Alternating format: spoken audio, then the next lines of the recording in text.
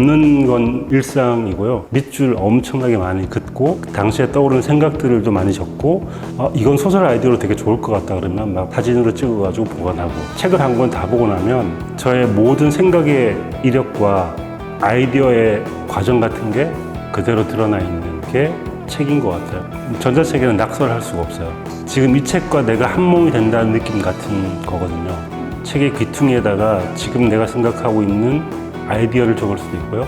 그게 책이 가지고 있는 물성이 우리에게 주는 뭔가 포근함 같은 게 아닌가라는 생각이 들어서 잘 찢습니다.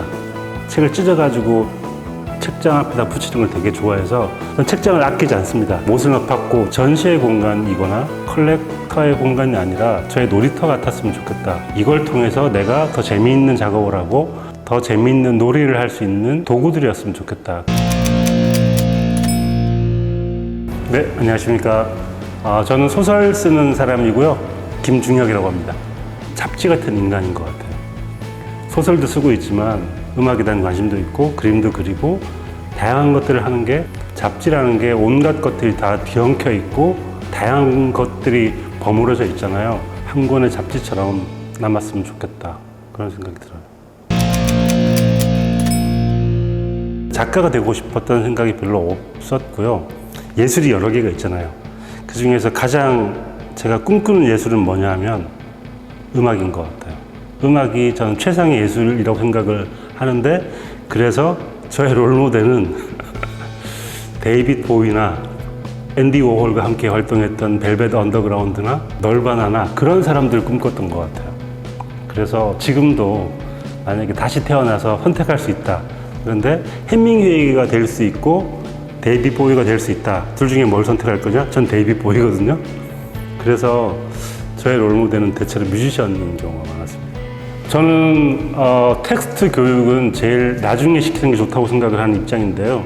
언어는 뭔가 규정하는 것이기 때문에 사람의 상상력을 제한할 수 있다고 생각이 들어요. 그림이나 음악이나 추상적인 예술 작품, 예술 감각을 먼저 익힌 다음에 제일 늦게 언어를 배우는 게 좋다고 생각을 하기 때문에 저도 약간 그랬던 것 같아요. 뛰어놀면서 온갖 감각을 다 느낀 다음에 텍스트로 뭔가 정리해보고 싶었던 마음이 든 거는 고등학생 때였던 것 같거든요. 작가가 되겠다는 생각도 한 번도 해본 적이 없었던 것 같은데, 제가 이런 작가가 될 수 있었던 것은 감각, 수많은 촉각, 후각, 청각, 미각 때문이었던 것 같아요. 그런 감각들을 몸에 가지고 있다가 나중에 언어를 익히고 그 언어로 내가 가진 감각을 설명할 수 있다면 더 좋겠다. 작가가 된 저의 과정 역시 그러했기 때문에 그런 생각을 하게 되는 것 같습니다. 취미 중에 하나가 티셔츠 만드는 건데요. 이게 제가 만든 티셔츠인데 커트 보네거트라는 작가의 문구예요. 이 문구처럼 살고 싶어가지고 모든 것이 아름다웠고 누구도 상처받지 않았다. 내가 예술을 한답시고 누구를 상처 주지 않는 예술을 하고 싶다, 그런 생각을 하고 있기 때문에 이 문장이 저한테는 어쩌면 바이블처럼 느껴지는 문장이어서 이런 문장을 가슴에 새겨놓고 있습니다. 컷 보네거트라는 미국 작가란 어떠해야 할까라는 질문을 던져준 사람이어서 저한테는 아마 롤모델이라고 할 수 있을 작가인 것 같습니다. 작품 중에 제오도살장이라는 작품이 있는데, 이 컷 보네거트는 이력이 좀 특이한데 독일계 미국인인데요. 드레스덴에서 공습 피해를 받고 기적처럼 살아난 사람이에요. 죽었다 살아난 전쟁의 공포, 피해 같은 것들이 작가로 만들어준 원동력이었던 것 같은데, 인생이란 굉장히 허무하다. 그 허무함 속에서도 어떻게든 살아가야 한다. 어떻게 살아가야 될까? 웃으면서 살아가야 하고 다른 사람에게 피해를 입히지 않으면서 즐겁게 살아가야 한다라는 느낌이 모든 소설에 다 들어가 있어요. 근데 그 중에 앞권이 이제 제오도살장일 텐데 계속 반복적으로 나오는 말이 있어요. So it goes라는 말인데, 인생이란 뭘까? 그렇게 가는 거다. 되게 허무하게 들릴 수 있고 체념 어린 말처럼 들릴 수 있을 텐데, 그렇게 어차피 다 가는데 즐겁게 살아야 되지 않을까? 라는 생각을 하는 거거든요. 제가 이제 첫 번째 에세이집 제목이 뭐라도 되겠지라는 제목인데, 그것도 제목을 듣고 사람들이 너무 체념 섞인 말이 아니냐, 말투가 이러냐라고 하는데 저한테는 굉장히 긍정적인 말이거든요. 우리가 되게 훌륭하게 되고 싶고 되게 위대한 사람이 되고 싶지만 사실은 우리의 본분은 잘 살아가는 건데 뭐라도 될 거다. 우리는 뭐라도 될 거니까 훌륭하게 되려고 하지 말고 그냥 훌륭하게 되려는 마음 자체를 버리고 잘 존재하자, 그런 마음으로 그 제목을 지은 거거든요. 품의 제목이 소이 고즈라는, 그렇게 가는 거야 라는 문장으로부터 출발을 한 것 같다는 생각이 들어요. 컷 보네것 같은 경우는 인간의 가장 암울했던 역사를 SF에 녹여서 굉장히 유머러스하게 그린다는 게 가장 큰 장점인 것 같아요. 가상 이야기 같은데 알고 보면 우리의 이야기고 우리가 겪었던 이야기들이라는 점에서 아주 훌륭한 작가라는 생각이 들고, 그 작가가 가지고 있는 태도 자체가 냉소 같은 것인데 저는 그 냉소야말로 지금 우리가 가져야 할 필요한 덕목 같은 게 아닐까. 이 세상 자체를 차갑게 바라보되 희망을 잃지 않는 자세가 필요하다는 생각이 들거든요. 희망을 잃지 않는 이상한 용기 같은 게 생기는데 그런 용기를 주는 작가라는 생각이 들고요. 더글라스 아담스의 은하수를 여행하는 히치하이커를 위한 안내서, 커트 보네거트의 영향을 많이 받은 사람이고요. 이 사람은 라디오 작가 출신이고 라디오 대본으로 출발을 했었는데 그 대본이 되게 재밌어가지고 소설로도 히트를 하고 그랬던 책인데, 저한테는 정말 바이블인 게, 성경책을 다 읽은 사람이 사실 많지는 않을 거예요. 저도 은하수를 여행하는 히치하이커를 위한 안내서를 다 읽지 않았습니다. 그러니까 좀 보다가 너무 재밌어가지고 이건 나중에 아껴봐야지 하고 틈날 때마다 이렇게 넘겨봤어요.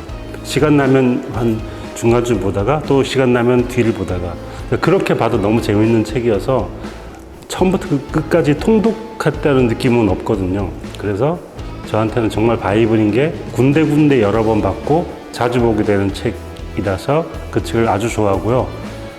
코믹 SF의 거장이라고 이제 알려져 있는데 정말 재미있고 정말 어디로 튈지 모르는 이야기로 가득한 책이어서 꼭 추천을 해드리고 싶고요. 그 책은 더글라스 아담스 같은 경우는 커트 보네거트를 워낙 좋아해서 이제 비슷하게 롤 모델처럼 따라하고 있기도 한데 차이점이 있다면 저는 대중문화인 것 같아요. 더글라스 아담스는 대중문화에 대한 엄청난 광팬이어서 작품 속에 그런 요소들이 들어가 있고요. 저는 모든 작가들에게 가장 중요한 키워드는 당대인 것 같아요.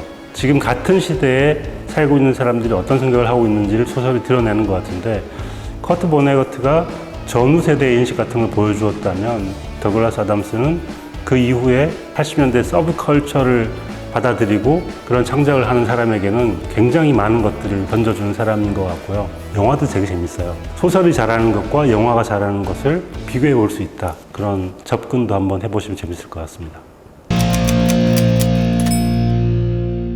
나만의 공간을 만들려고 말씀을 많이 드려요. 정말 작은 공간이어도 됩니다. 식탁 구석에 베란다에다가 요만한 책상 하나 놓거나, 저는 그게 마음에 주는 안정감이 굉장히 크다는 걸 알고 있거든요. 여행 가서 제일 먼저 하는 일이 호텔을 개조하는 일입니다. 저만의 공간으로 만드는 거예요. 그러니까 여긴 내 공간, 이렇게 아주 쉬워요. 노트북을 놓든가 내 노트를 놓던가 이렇게 내 것을 두는 순간 거기가 내 공간이 되는 거잖아요. 집에다가도 표식을 하여서 여긴 내 공간, 건드리지 말 것, 그런 공간이 모든 사람에게 있어야 한다고 생각이 들고, 그 공간이 크면 좋겠죠. 사실은 큰 작업실이나 서재가 되면 좋겠지만 그런 게 안 되더라도 저는 집안에 그런 공간이 꼭 필요하다고 생각이 들고, 저기는 엄마 공간, 저기는 뭐 누구의 공간, 이렇게 인정해 주어서 절대 침범하지 않는 그런 공간이 필요하다고 생각이 들고, 그게 저는 일종의 서재라고 생각이 들어요. 그래서 모든 사람에게는 그런 공간이 필요하다고 생각합니다. 들어가면 책이 너무 많습니다. 책장이 12개 정도 있더라고요. 책을 볼 때마다 그런 생각을 늘 하죠. 이걸 언제 다 읽지? 궁극적으로 책이 다 버려지는, 그러니까 지금도 책을 막 안고 지고 이고 살고 있는데 감동도 받고 정보도 얻고 사랑하지만 궁극적으로는 헤어져야 할 대상이라는 생각이 더 들거든요. 그래서 이제 서재에 있는 책들을 볼 때마다 언젠가 헤어질 거야. 언젠가 이 모든 것들과 헤어지고 아무것도 남아있지 않은 곳에 서재를 만들 거야. 그런 말도 안 되는 꿈을 꾸죠. 언젠가는 그래도 헤어져야 되지 않을까?